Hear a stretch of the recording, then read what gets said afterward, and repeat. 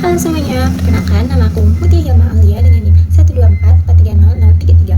Di sini aku akan menjelaskan tentang struktur sel manusia berdasarkan gambar yang akan ditampilkan, lengkap dengan fungsi tiap bagiannya serta perbedaan antara sel prokariotik dan eukariotik. Nah, sebelumnya, sel adalah unit struktural dan fungsional terkecil penyusun makhluk hidup. Tubuh manusia sendiri tersusun dari triliunan sel yang bekerja sama dalam menjalankan berbagai fungsi kehidupan. Sel manusia sendiri termasuk sel eukariotik, artinya memiliki inti sel yang jelas dan organel yang lengkap. Nah, sekarang kita bahas bagiannya satu persatu. Yang pertama ada membran plasma. Membran plasma sendiri berfungsi sebagai pembatas antara bagian dalam sel dan lingkungan luar. Membran ini mengatur apa saja zat yang bisa masuk dan keluar dari sel. Yang kedua ada sitoplasma, yaitu cairan di mana dalam sel menjadi tempat organel-organel berada. Disinilah terjadi berbagai reaksi kimia penting. Yang ketiga ada nukleus atau inti sel yang berfungsi sebagai pusat pengendali aktivitas sel. Di dalam nukleus ini terdapat DNA yang menyimpan informasi genetik.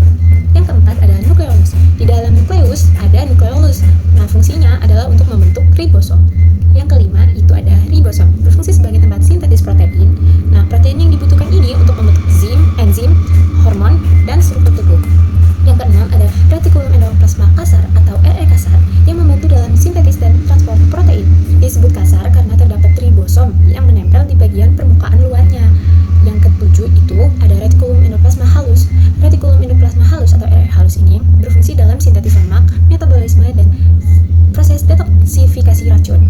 Yang kedelapan ada mitokondria. Mitokondria sendiri berfungsi sebagai penghasil energi dalam bentuk ATP melalui proses respirasi sel. Karena itu, mitokondria sangat sering disebut sebagai pembangkit energi sel. Yang kesembilan ada kompleks Golgi.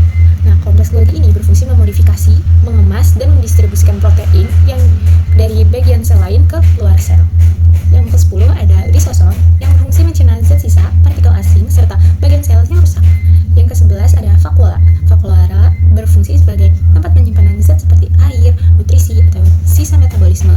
Pada sel manusia, ukurannya itu biasanya relatif kecil dibandingkan pada sel hewan, pada sel tumbuhan.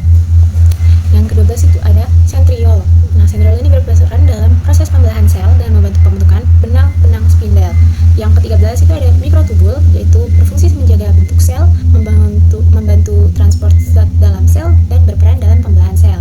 Yang ke-14 itu ada mikrofili, berfungsi untuk memperluas permukaan sel untuk meningkatkan penyerapan zat, misalnya pada sel usus.